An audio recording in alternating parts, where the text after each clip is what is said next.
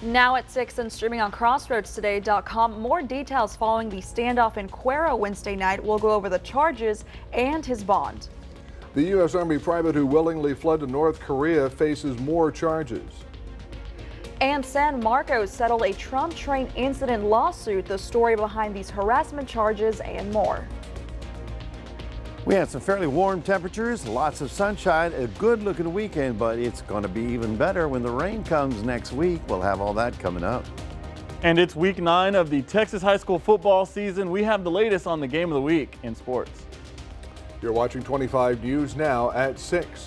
Good evening and thank you for joining us. I'm Don Brubaker. And I'm Karina Garcia. 61-year-old Franklin Fisher of Cuero is in the DeWitt County Jail with bonds set at $150,000. Fisher is charged with aggravated assault with a deadly weapon after police responded to the 100 block of Alamo Circle Wednesday afternoon. It was determined Fisher was a person in distress and was described as suicidal. Following the investigation, it was discovered a firearm was discharged, leading to the arrest of Fisher. If you or a loved one is experiencing thoughts of suicide, please reach out to the 24/7 Crisis Lifeline at 988.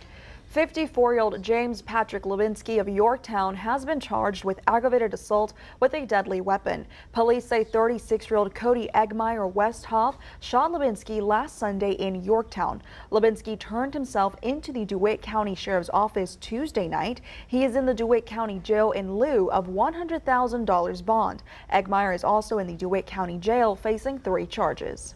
Home prices in Victoria have gone up from 1 year ago. A Texas Realtors report shows the median home price in Victoria was almost $260,000, up 6.1% from the same time last year. The report shows the statewide median home price decreased 1.5% compared to 1 year ago, but more metro areas in Texas had median home prices increase than decrease. Victoria's unemployment rate drops in the last month. The Texas Workforce Commission reports Victoria had a 4.1% unemployment rate in September. That's down from 4.5% in August. That rate is up from 3.9% in September 2022. The state unemployment rate for September, 4.1%. And now let's take a look at your forecast with Chief Meteorologist Mac Perez. Mac, it's Friday Night Football. What do we got? Yeah, perfect night for football. Still on the warm side, however. Our game of the week, thanks to our friends at Crossroads Football Live, which is over there, and they're getting ready for tonight. At Cowboy Stadium, the Goliad Tigers and the Edna Cowboys. It'll be clear skies, light winds, game time temperature of about 82. So on the warm side, but things are looking good for tonight. The weekend is good, but the better news is that we've got some rain coming in for next week, and we're going to be talking all about that coming up in just a moment. Mac, thank you. We want to remind you that early voting in the state's constitutional amendment election starts next Monday. Proposition 2 would authorize local governments to offer property tax exemptions to those operating a child care facility. The additional property tax exemption for child care facilities would be allowed as long as the value of the exemption is not less than 50% of the property's appraised value. Election day is Tuesday, November 7th. So here is your viewer poll this evening. You can scan that QR code on your screen to vote. The question is, how do you plan to vote on Texas Proposition 2? Are you for it or are you against it? According to these results, it looks like 63% stand for it and 37% stand against it. Thank you for voting. Come to crossroadstoday.com/vote to take part, and we're going to have an update on 25 News Now at 10. 2 San Antonio police officers were hospitalized with serious injuries after being shot during a domestic dispute call, and the suspect was arrested. KSAT reports 40-year-old Jesus Prado was charged with 2 counts of attempted capital murder of a police officer and 1 count of deadly conduct. He is in the Bexar County Jail in lieu of a $3 million bond. Both of the officers were transported to the hospital and are undergoing surgery. The U.S. Army private who fled to North Korea in July has been charged. 23-year-old Travis King is charged with 8 counts by the U.S. Army with desertion. On Wednesday, he was detained at Fort Bliss in Texas, where he is being held in pre-trial detention. In September, King was released from North Korean custody and returned to the U.S., first stop San Antonio, after he willfully and without authorization crossed into North Korea. Before fleeing to North Korea, King was released from detention in South Korea for allegedly punching a person at a club in Seoul. InfoWars host and conspiracy theorist Alex Jones will not be allowed to use bankruptcy protection to avoid payment of more than $1 billion in court judgments awarded to Sandy Hook families. The decision, handed down yesterday by a Texas judge, is another defeat for Jones after juries in Texas and Connecticut found that he spread falsehoods about the deadliest school shooting in U.S. history. Jones filed for Chapter 11 bankruptcy in Houston last year. U.S. District Judge Christopher Lopez of Houston ruled that those protections don't apply when, quote, willful and malicious, unquote, conduct is found. A Texas city settled a lawsuit over a 2020 Trump train incident with a Biden campaign bus. 4 supporters of President Biden accused police in San Marcos of failing to protect them from vehicles with Trump flags that surrounded the bus, cutting in front of it and abruptly braking. Under the settlement, the city is required to issue a public apology and pay a total of $175,000 to the plaintiffs. The city must also provide mandatory police training on how to properly respond to voter intimidation. Texas House Republicans submitted their version of a voucher proposal Thursday night at the special session in Austin. The Texas Tribune reports the plan would give parents 75% of the average amount that each school receives in per student state and local funding, allowing them to use that for private school tuition or some other approved expenses. Governor Greg Abbott's office indicated Friday that the GOP's new proposal was not good enough. Despite the odds, an 8th grade girl in North Texas beat cancer twice. That's right. Here's her inspiring story and how the community has helped her. A volleyball manager, a cheerleader, a friend, a daughter. On the outside, Annabelle Grace Bartel, or AG, is your typical 8th grade girl. But the journey she's been on is far from the norm. One day, my life turned upside down. In the 4th grade, she was diagnosed with osteosarcoma in her arm, a type of bone cancer that her mom says is so rare, she had a better chance of being struck by lightning. How do we fight this and do everything we could to save her life? They say if you make it to 3 years in remission, the likelihood it returns dwindles. AG was thrilled to walk into that 3-year appointment this summer, but it didn't go to plan. We got the call and we knew something was majorly wrong. Cancer. Twice. This time, 2 spots on her lungs. Fortunately, surgeons were able to remove them with clear margins. Cancer-free.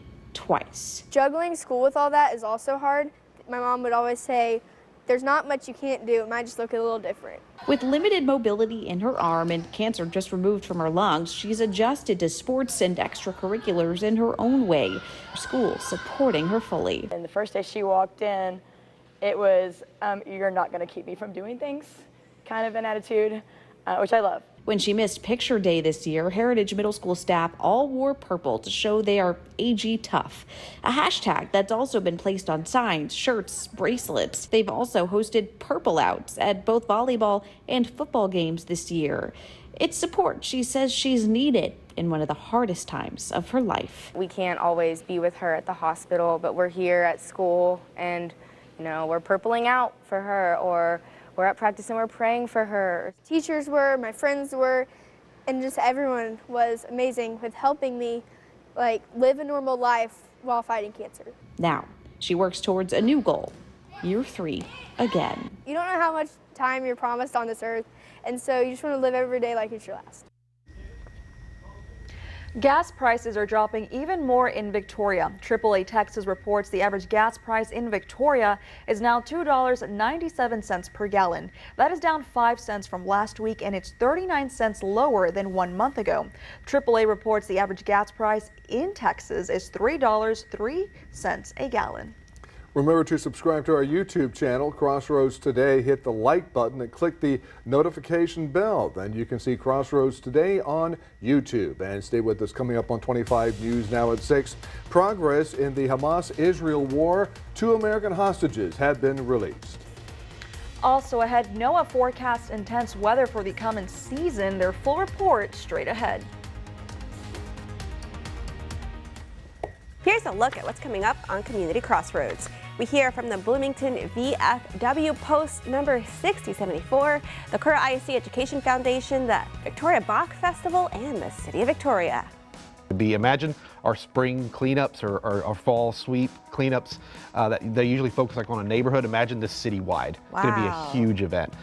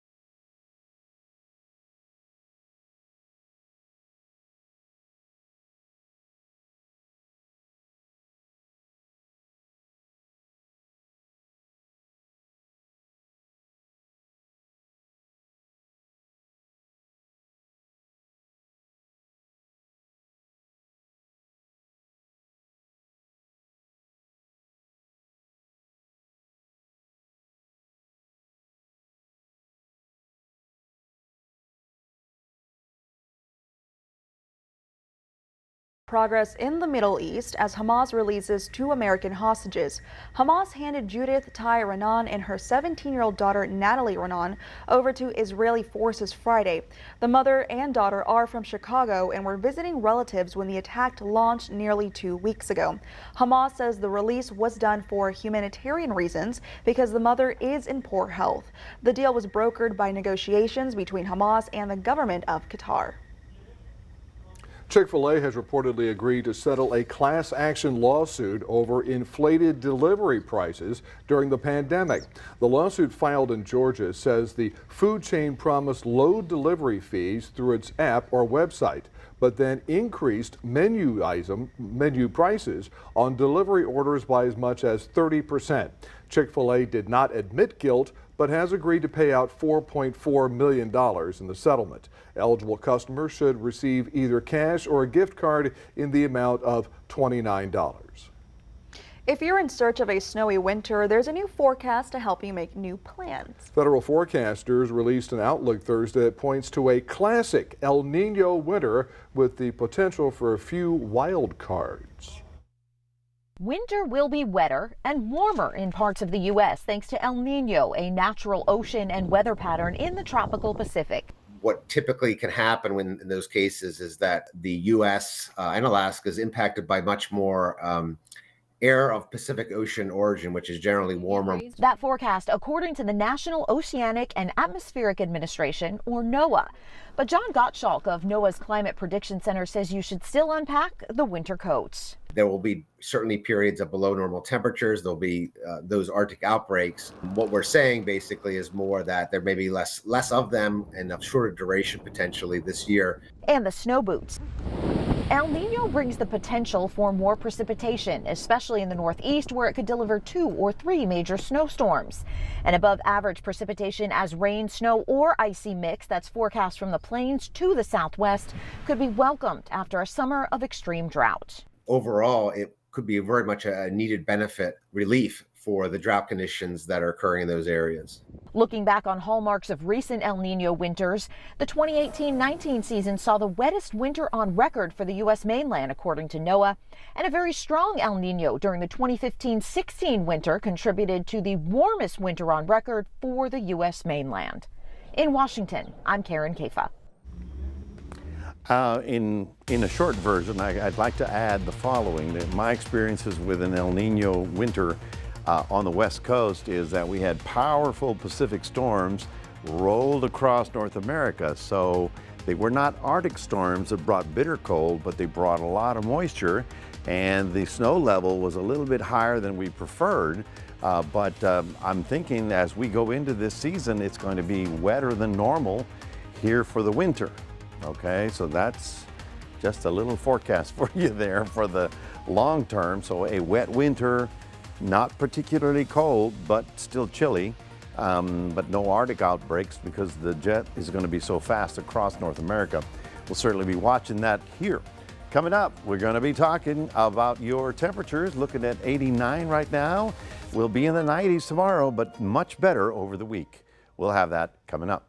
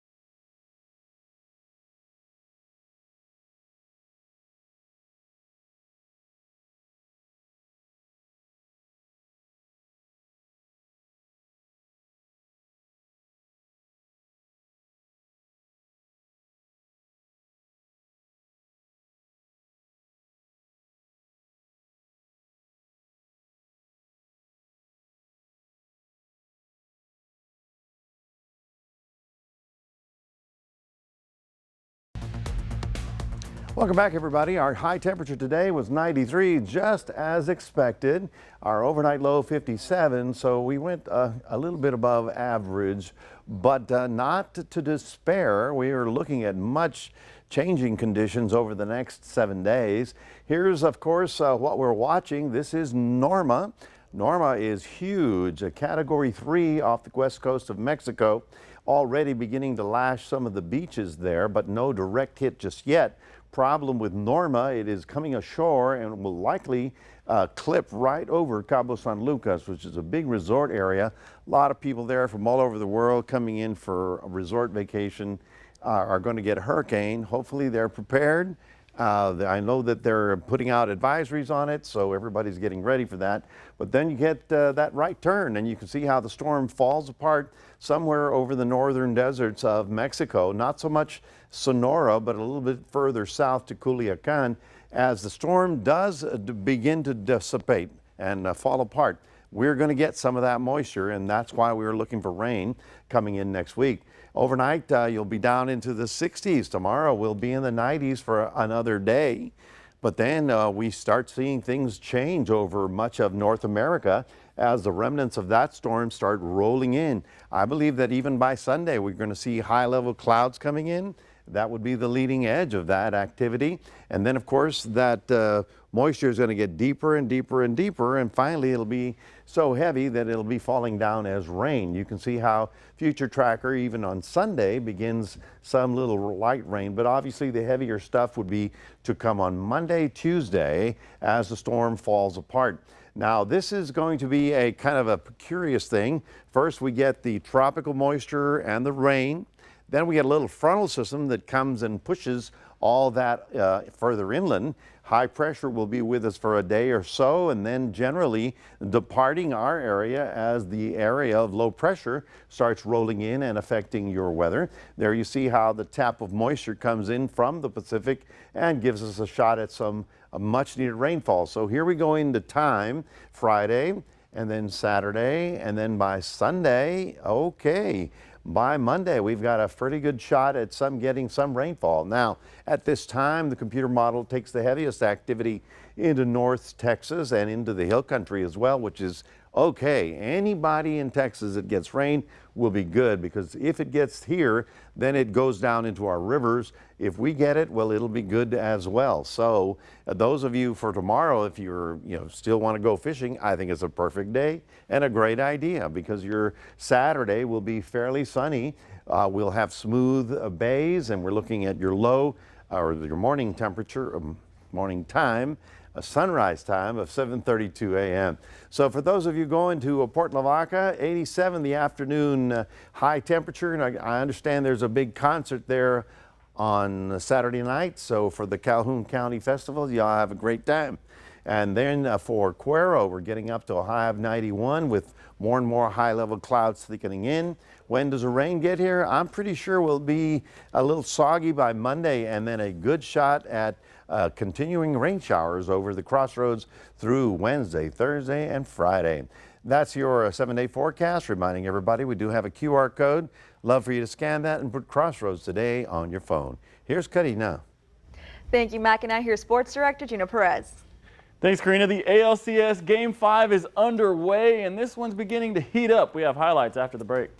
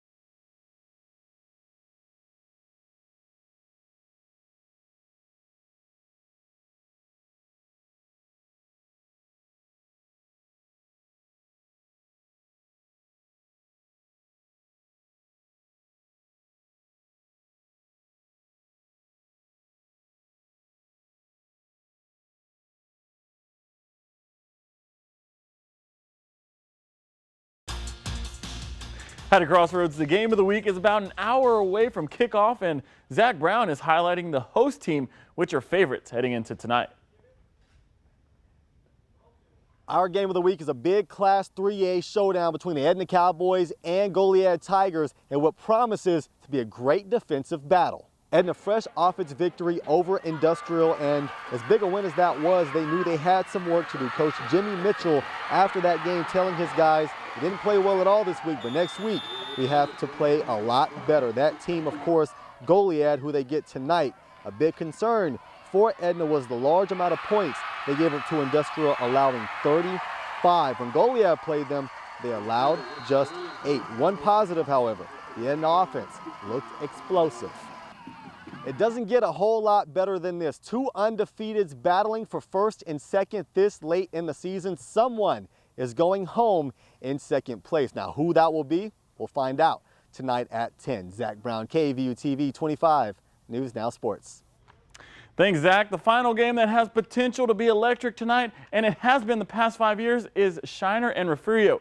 These two 2A Titans are very familiar with each other, Refugio being the most dominant team as of late, but Shiner the more successful one after winning back-to-back titles back in 2020 and 2021. The last time these two met, Refugio won on a 4th and long Hail Mary inside their own red zone to seal the deal. Shiner was ranked number 9 in the state at the beginning of the year. Meanwhile, Refugio comes into the game at number 2 in the state. This could be a blowout in the Bobcats' favor, or it could be a close one that Shiner could pull out. Kickoff is in Shiner at 7:30. Last night, the Faith Academy Lady Cougars hosted San Antonio Legacy for the final game of the regular season, hoping to keep its undefeated streak alive. The Lady Cougars found themselves in an unfamiliar spot, being down 2-1 and coming up just short in the second set, 26-24. This match would go 5 sets, and each one was just as competitive as the last. The Cougars would go on to win the last and final set 15-8 and clinched its second back-to-back district title under second-year head coach Tony Ramirez. Brooklyn Bacau-Wed had 13 kills and 55 digs. Kylie Potts had 46 digs and 12 points off of serves. Shyla Gika had an astounding 69 digs in the victory. And lastly, the Houston Astros tied up the series at 2 apiece, but now it's a best-of-3 series for a chance to punch their ticket to the World Series. The Astros again strike first with yet another home run to go up 1-0 in the top of the first inning. Things would go quiet for quite some time, and neither team would score until Rangers hitter Nathaniel Lowe takes Verlander yard in left field. This one was gone to tie the game up, and right before we went on air, Rangers hitter Adolis Garcia hit a 3-run bomb. The Rangers take the lead. Score now 4-2 in the 7th inning. Well, that's your sports. Don and Karina, back to you. Thanks, Gina. We're back in a moment. 3D printed cement oyster reefs, now a thing in North Carolina.